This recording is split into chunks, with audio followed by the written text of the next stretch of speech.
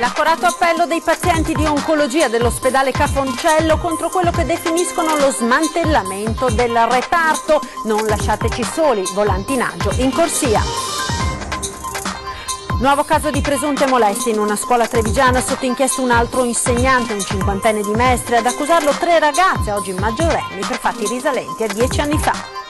Il giallo della giovane Marianna Cendron di Paese, scomparsa nel 2013, sembra destinato a non avere fine. Dalla procura è arrivata la 3ª richiesta di archiviazione. Capotrano condannato per aver fatto scendere un passeggero senza biglietto, l'indignazione della gente. Intanto Trenitalia esprime solidarietà al personale di bordo. Esce dal PD e si candida a sindaco di Treviso la consigliera Maristella Caldato, spina nel fianco di Manildo, esce allo scoperto il sindaco ironico, scelta coerente. La mostra di Rodena a Treviso, presentato da Goldin, l'allestimento di uno degli eventi che supporteranno la candidatura del capoluogo della Marca a Capitale della Cultura 2020. Pomodori a gennaio nella mensa scolastica delle elementari del comune di Trevignano, polemica sul progetto del Ministero dell'Agricoltura per incentivare il consumo di frutta e verdura tra i bambini.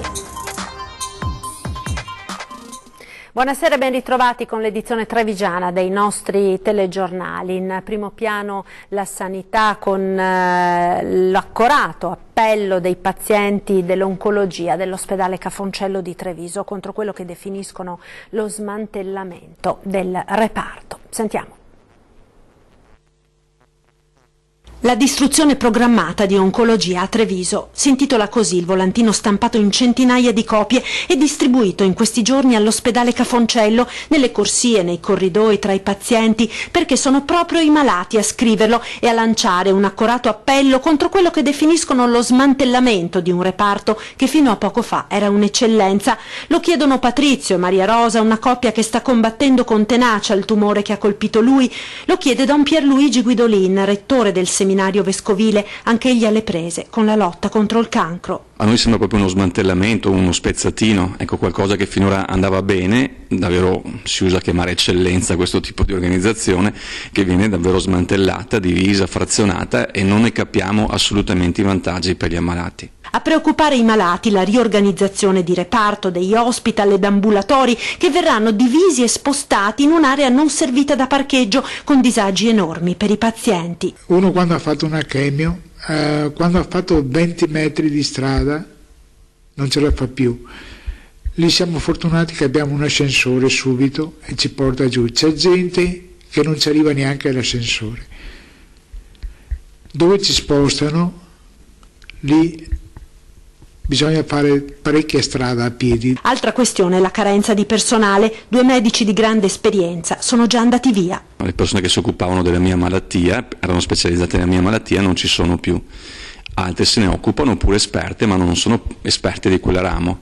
La dottoressa che mi segue, pure esperta, ripeto, è specializzata in ginecologia e quindi non potrà seguirmi in modo particolare, diciamo così. E così i pazienti si rivolgono agli altri ammalati, ai familiari, a chiunque sappia cosa significa combattere contro il cancro per non essere lasciati soli, perché solo insieme si può vincere questa battaglia. Prendete questo foglio, compilatelo e riconsegnatelo.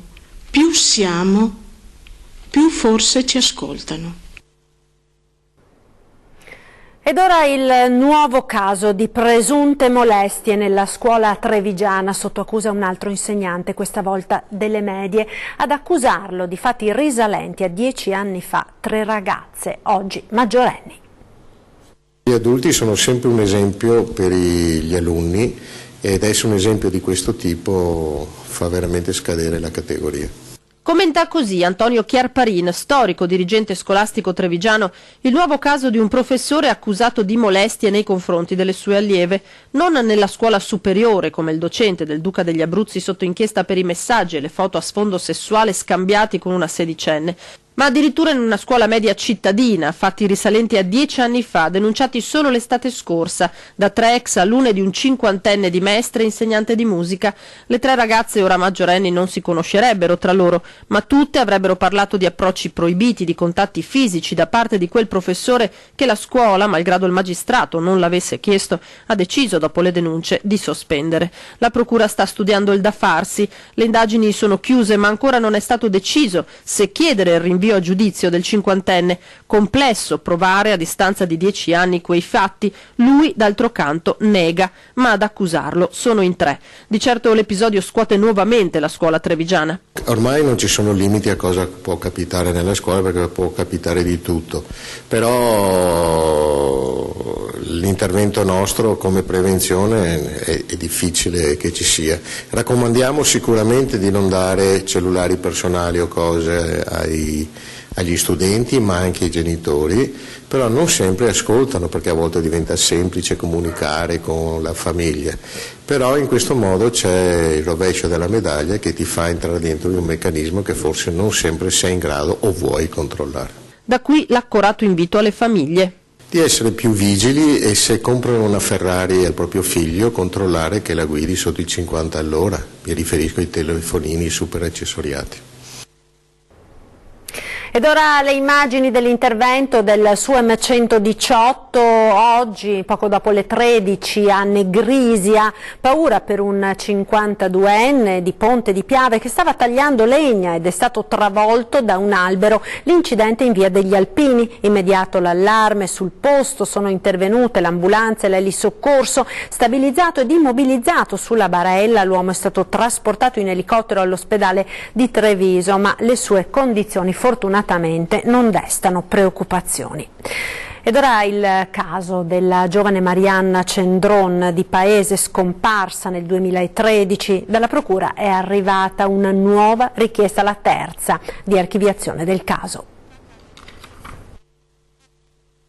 Nuova richiesta di archiviazione da parte della Procura di Treviso del fascicolo sulla sparizione il 27 aprile del 2013 della 18enne di Paese, Marianna Cendron. Per la terza volta da Palazzo di Giustizia i magistrati chiedono di sospendere le indagini che a oggi non hanno portato ad alcun esito.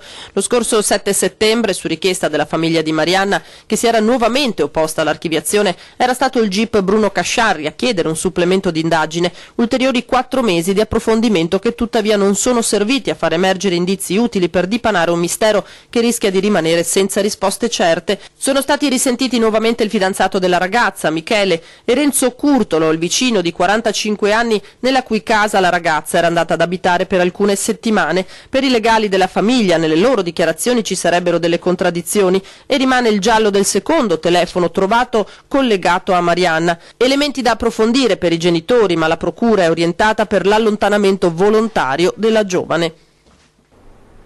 La vicenda del capotreno condannato, piena vicinanza e solidarietà a tutto il personale di bordo, ultimamente chiamato a svolgere in condizioni spesso difficili un'attività estremamente delicata e complessa per garantire sempre l'incolumità dei viaggiatori. La esprime Trenitalia in riferimento appunto al capotreno condannato per avere fatto scendere un passeggero senza biglietto. Si conferma inoltre la massima fiducia e rispetto nell'operato dell'autorità giudiziaria, scrive Trenitalia.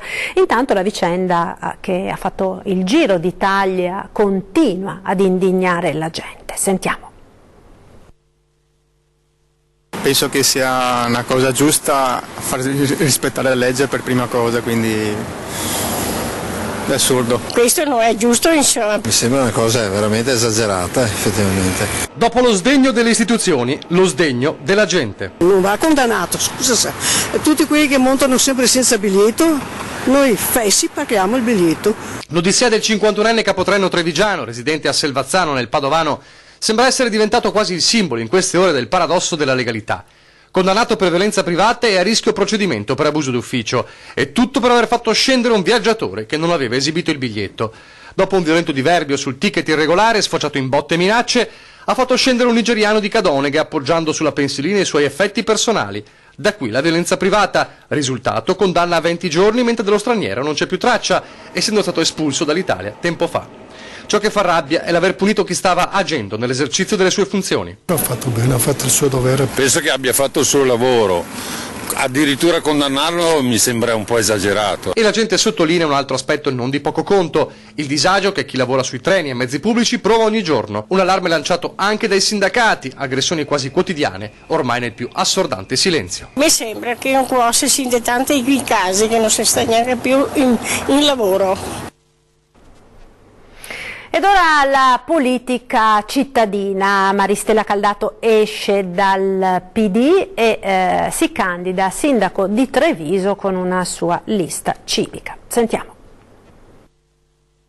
Il programma della coalizione Treviso Bene Comune Manildo Sindaco è stato molto disatteso, per non dire totalmente. Parte da questa considerazione l'addio del consigliere Maristella Caldato al sindaco, alla maggioranza e al Partito Democratico trevigiano. Ma non solo, da ieri sera il consigliere comunale che nel 2013 ha ottenuto più preferenza nel centro-sinistra è anche candidato sindaco di Tu, ovvero Treviso Unica. Ho deciso di candidarmi perché moltissimi cittadini da molto tempo stanno sollecitando questa mia candidatura. La lista è in formazione, quindi non si possono fare nomi, perché è giusto che una lista, proprio perché è civica, debba essere decisa da chi si avvicina alla lista e quindi dà il proprio apporto, il proprio contributo ed eventuale propria disponibilità. Una strada, come si capisce, appena imboccata, ma con idee ben chiare sull'orientamento. Lista più di centro o di sinistra? Lista civica. Così, con l'attuale sindaco Manildo, con il candidato di Lega e Forza Italia Mario Conte e con il grillino Domenico Lo Sappio, ora si aggiunge la quota rosa Maristella Caldato, che più di qualcuno identifica quasi come un Gentilini in gonnella per via della percentuale di voti che potrebbe sottrarre al centro-sinistra quasi quanto lo sceriffo per il centrodestra. Io penso che vada fatto un altro tipo di ragionamento,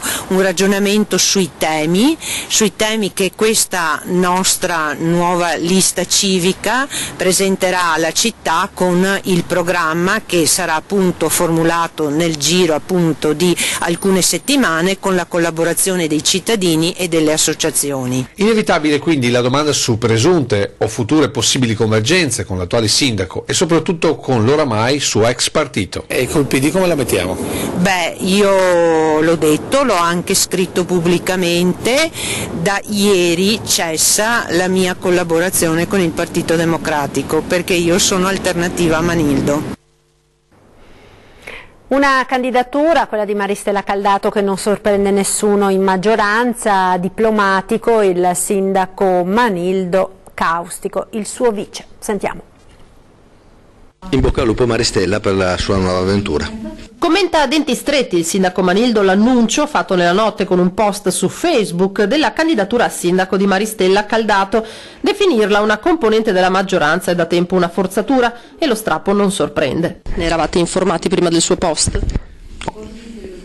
No, ma non mi stupisce, penso che sia un cammino coerente e le auguro un buon lavoro e in bocca al lupo. È una scelta libera di un consigliere che ha sempre mantenuto fortissimo la sua autonomia, tanto autonomia da essere ogni tanto posizione solitaria, quindi diciamo che è una naturale evoluzione. Non certo una perdita, semmai, anche se Manildo non lo dice apertamente, un sollievo per tutti quelli che hanno sempre auspicato che la coalizione si liberasse degli elementi che hanno fatto dall'inizio opposizione interna, come dice chiaramente il vice sindaco Roberto Grigoletto. Una scelta come quella odierna, se compiuta a tempo debito, avrebbe evitato magari la messa in scena di una commedia dell'assurdo, attacca. Però, come diceva il maestro Manzi, non è mai troppo tardi e quindi auguriamo buona fortuna alla consigliera, ma anche a quelli che decideranno di seguirla in questa avventura.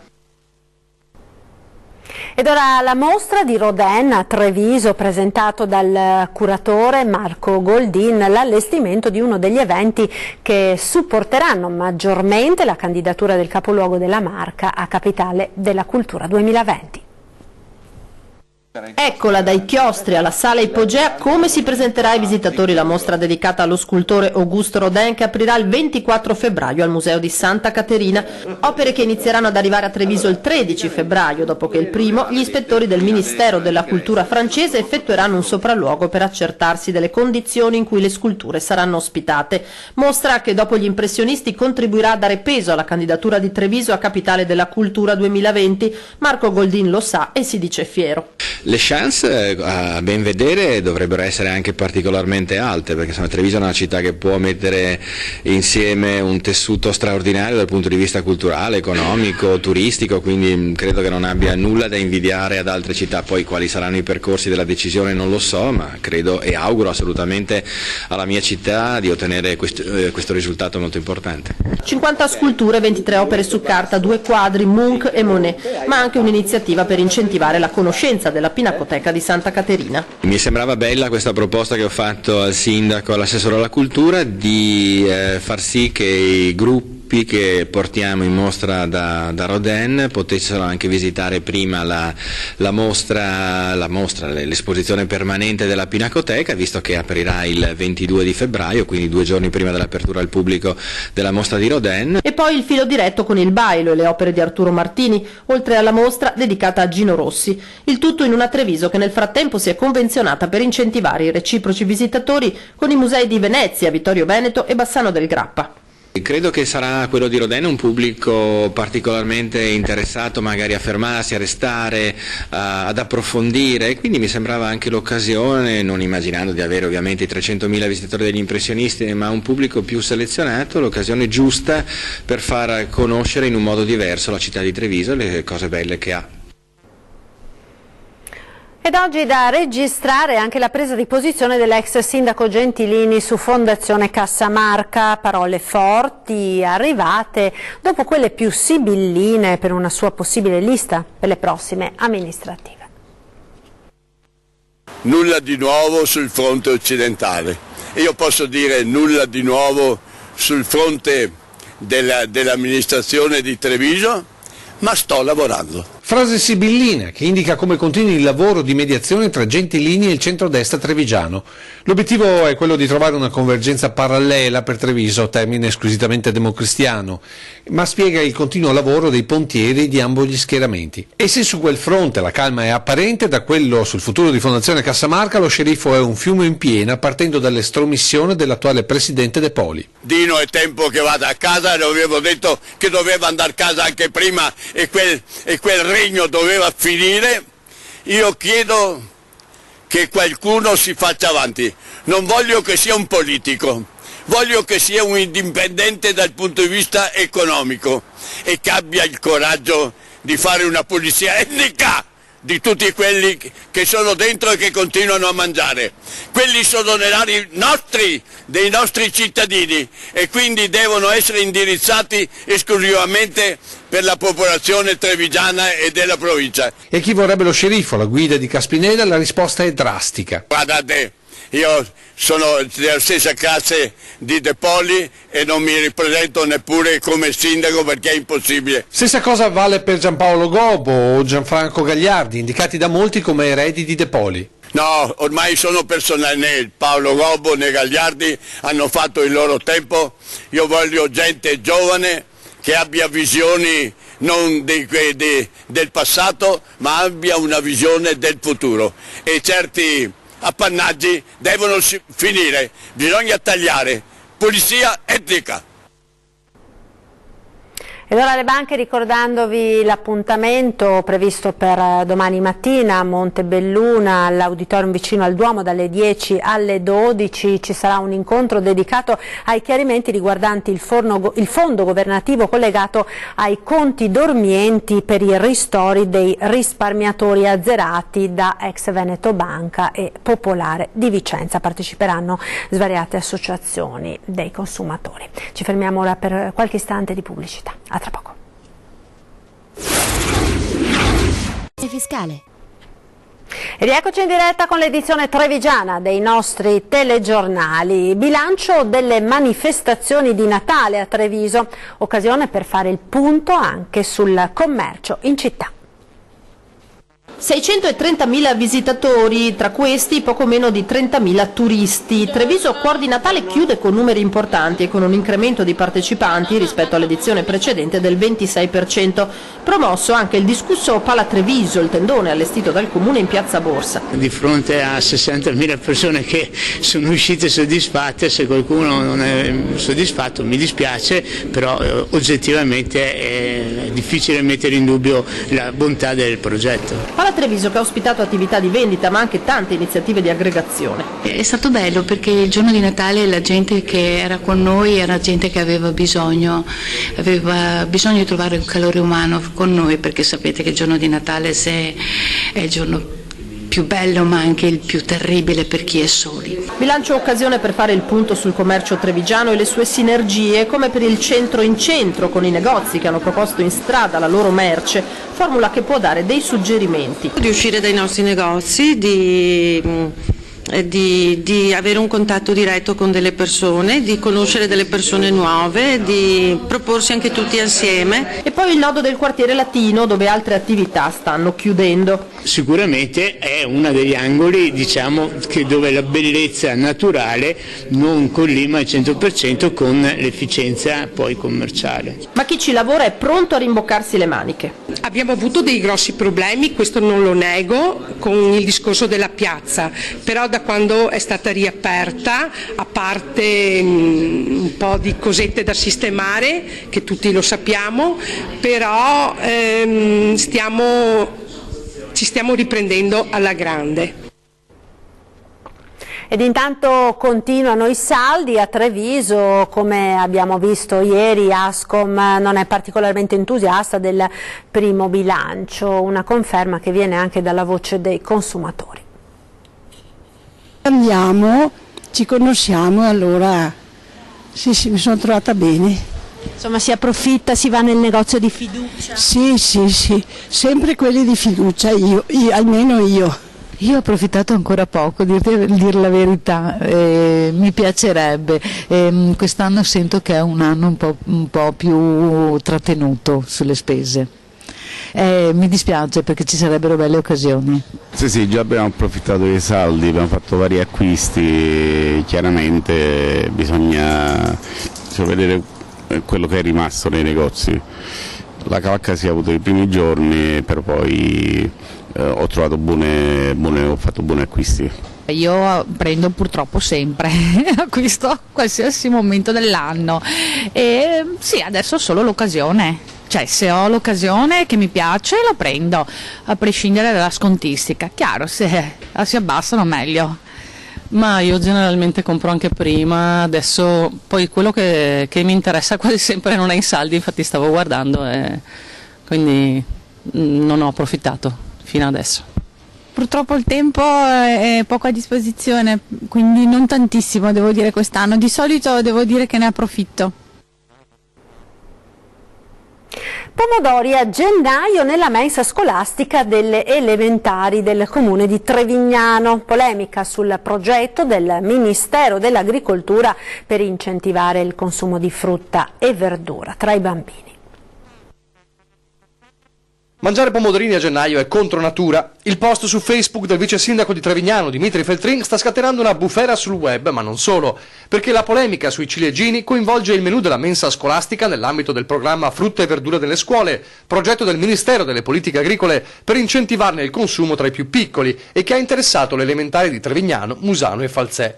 Mi chiedo come faccia il Ministero a vederci una qualsivoglia finalità educativa, scrive il vice sindaco, offrendo ai ragazzi un prodotto completamente fuori stagione, in arrivo da chissà dove, cresciuto probabilmente in serre riscaldate con enorme dispendio di energia e magari trattato per conservarsi più a lungo e confezionato in scatole di plastica. Meglio sarebbe, prosegue Feltrin, che all'agricoltura di qualità sta dedicando la vita, educare i ragazzi a consumare prodotti di stagione, magari coltivati vicino a casa, magari con metodi a basso impatto ambientale e magari senza generare rifiuti potenzialmente pericolosi.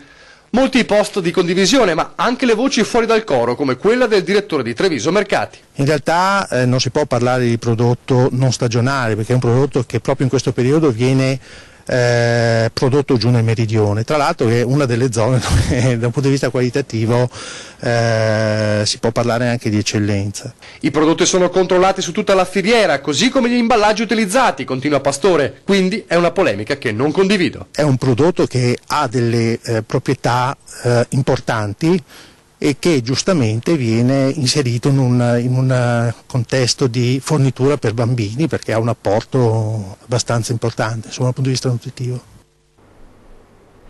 Ed ora il tempo, perché anche i prossimi giorni saranno caratterizzati dall'assenza di piogge. Sentiamo come ogni venerdì il nostro esperto meteo. La nostra regione si trova interessata da un campo di alta pressione, l'anticiclone delle Azzorre, che porterà e continuerà a portare il bel tempo asciutto e prevalentemente soleggiato anche per il weekend che stiamo per vivere. Dunque un fine settimana con il bel tempo continua, l'assenza di precipitazioni, e non sarà soltanto una questione di weekend. Ma soprattutto anche tutta la prossima settimana, quando l'alta pressione si rafforzerà ulteriormente. Ci sarà la possibile formazione di foschie o nebbie mattutine. Temperature stabili, nella notte la colonia di mercurio è destinata a scendere in qualche occasione con delle gelate, un'assenza di piogge che continuerà. Vivremo un altro periodo secco, altri 10 giorni senza piogge, soprattutto senza neve. Ed ora vi ricordo la nostra rubrica dedicata a voi telespettatori, lo dico ad Antenna, potete segnalare problemi di servizi a redazione @antenna3.it oppure lasciare un messaggio vocale allo 0422 0230 898 o scrivere un sms o un messaggio WhatsApp al 351 17 55 340. Cercheremo come sempre di essere al vostro fianco. E tra pochissimo torna 20:10, subito dopo il TG, il nostro approfondimento quotidiano. In studio Pino Musolino, presidente dell'autorità portuale di Venezia. Ed è proprio tutto, vi lascio come sempre alle previsioni del tempo per la giornata di domani. Una buona serata, arrivederci.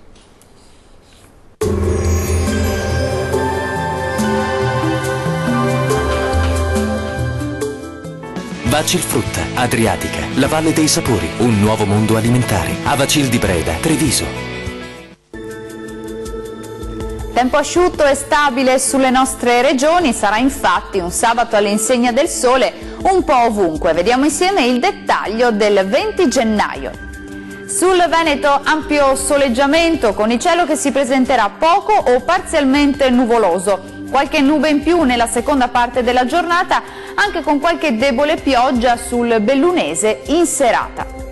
Diamo ora uno sguardo all'andamento delle temperature, le massime saranno comprese tra 6 e 9 gradi, valori minimi oscillanti tra -2 e 1 grado circa. Spostiamoci ora a vedere che tempo farà sul Friuli Venezia Giulia.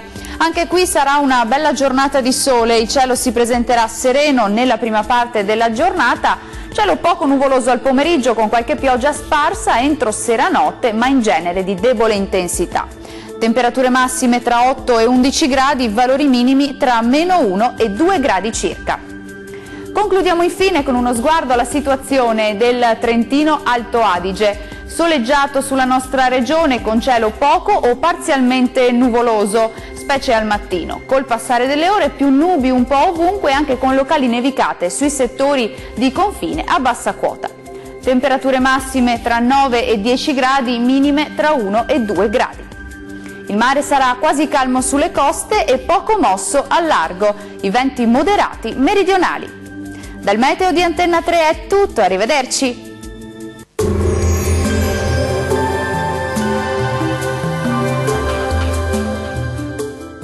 Vacil Frutta, Adriatica, la Valle dei Sapori, un nuovo mondo alimentare. Avacil di Breda, Treviso.